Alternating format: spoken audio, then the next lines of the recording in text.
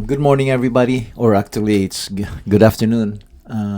Si Mario na naman ito. Anyway, kahapon gumawa ko ng video. I think I titled it Passive Income for Pinoys. Continuation ito. So patuloy tayo. So I'm just slowly breaking in people, para ma-explain ko lahat tungkol dyan. Pero anyway, I want people to know if ewan ko kung nag-i-invest na ba kayo sa stocks or hindi, pero kung hindi pa, kung gusto nyo matuto, makinig kayo sa akin, this is not financial advice kasi hindi naman ako lisensyado as financial advisor. I'm just going through my experience at saka ano yung natutunan ko. So, kung gusto nyo malaman yung experience ko, pwede kayo makinig. Kung hindi, okay rin, pero I really want people kasi gusto kong malaman ng mga tao ito kung hindi nila alam. There's two kinds of investment sa stocks. Merong tinatawag na growth investment at saka merong income investment. Ang growth investment yan, ang bibili ka ng stock tapos gusto mong tataas yung stock na yun. Kunwari, bibili ka ng ano bang hot na stock ngayon? Nvidia. Kasi yung hot na hot ang Nvidia ngayon NVIDIA. In fact, meron akong Nvidia. Mataas na mataas yung Nvidia ko. Over siguro 200% na tumubo yung Nvidia ko. Yan ang growth. Ibig sabihin, bibili ka, tapos hihintay mo ng palaki ng stocks. So, hindi mo gagalawin, hihintayin mo lang. Pipiliin mo yung stocks na malakas, yung mga tinatawag nilang blue chip stocks. Meron silang tinatawag na stocks na Magnificent 7 na yan ang sinasabi ng mga karamihan na yan ang bilhin mo, Magnificent 7. It's basically Microsoft, Apple, Tesla, Nvidia, ano pa ba? Netflix, ano pa yung dalawa? Hindi ko na malala. Pero actually, binili ko lahat yan. So, meron akong Magnificent 7. And to tell you the truth, lahat sila mataas. Tumaas na ng tumaas. So, I'm positive. Ang problema lang nun, hindi income yun eh. Yung kung kailangan mo yung pera, kailangan mo ibenta eh. So, ibenta mo yung stock na yun, tapos kukunin mo yung pera, gagamitin mo, gagasto mo. Mawawala yung growth. So, lahat ng bumibili nun, ang gusto nila mangyari, lalo na kung bata ka pa, it's time. Importante ang time. So, kung nag-umpisa ka ng trabaho in your 20s, bumili ka ng growth stock, kalimutan mo lang, pagka umabot ka na lang 60, when you're ready to retire, malaking-malaki na yun. Ibenta mo na, meron kang malaking halagang pera na tanggap. Pero kung gagalawin mo yun, kung bata ka pa, hindi talaga ang growth may hihinto. Ibig sabihin, tumataas pa yung presyo ng stock na yun, pero hininto mo na, binenta mo na eh. So, malaking problema yun. Meron rin ibang tao nagtitrade, buy and sell, binibenta nila, tapos, pero mahirap ang trading. Nainganyo ako sa trading kasi akala ko, lalo na sinasabi nila day trader, na you're gonna make money araw-araw, sasabihin ko sa katotohanan, almost everybody lost money trading. Konti lang ang nananalo, maraming talo. So, in terms of, ako na isa. Pinag-aralan ko yun, lahat ng mga technical, lahat ng mga anong masasabi mo, alam ko lahat yan. Pinag-aralan ko lahat yan. And I tell you, I'm not trying to discourage people kung yan ang gusto mo at saka talagang magaling ka mag-trade, good for you, It's really good for you, pero it's not for everybody. It wasn't for me. The only way I made money is basically long-term growth investment. Binili ko, kinalimutan ko lang, tapos tinignan ko, later on, mataas na pala. So ang gagawin mo na, pipiliin mo lang yung matibay na stocks, yung matibay na company na alam mo na tataas na tataas. So, ang pangalawa namang klaseng investment, ang tinatawag nilang income investment. Ano naman yung income investment? Ang income investment is basically yung investment na makakatanggap ka ng dividends.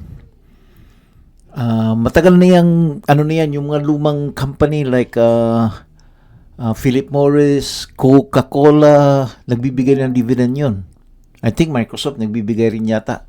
Pero maliit lang ang dividend binibigay nila. Maliit lang ang dividend binibigay nila at saka quarterly after every 3 months. So, mahirap magkaroon ng passive income nun. Remember, yung pinag-usapan natin is passive income. So how can you make passive income kung ganun din hihintayin mo rin. Mag-aano ka rin sa stock na yun na maglalaki ang presyo na may growth. The same time, bibigyan ka ng passive income, na dividendo. Mahirap rin yun. You have to wait or you have to invest millions para makakuha ng ng 2,000 a month, ganun kung gusto mo, depende. So mahirap rin. I wish it was easier, pero actually that's where I'm coming in right now. Ito ang gusto kong sabihin sa mga tao tungkol, ang gusto kong ikwento ang high yield. Ibig sabihin ng yield is yung income, yung ibabayad sa iyo, yung income na matatanggap mo galing sa investment mo. I'm talking about 80%, 90%, even 100% na yield. It's too good to be true, ha? Parang saan ka makakuha ng ganyang klaseng yield na ang pera mo dodoble in 1 year? Can you imagine kung meron kang investment na dodoble in 1 year? Ang sarap pakinggan. Kukunin mo yung buhunan mo, magiging house money na. Kung ibig sabihin na pera na ng profit ang ginagamit mo na investment. Yan ang passive income na sinasabi ko sa iyo. And I only started it a month ago. Kauumpisa ko pa lang. So we're gonna do this journey together kung gusto ninyo. Kung ayaw nyo, okay lang. So if you're interested, I'm gonna do more videos para i-explain ko sa inyo where the money came from, ano yung mga risk, paano sila nakagawa ng ganun, So ang gusto ko lang matuto sa inyo na there's 2 kinds of investment: growth investment at saka income investment. And growth, ibig sabihin na tumaas yung kahoy na titingnan mo na tataas at tatapos, and then you just harvest it when it's time to harvest, when you're retired basically. Or income, na bibigyan ka ng pera. Tapos itong income na ito, believe me, it's weekly, hindi quarterly.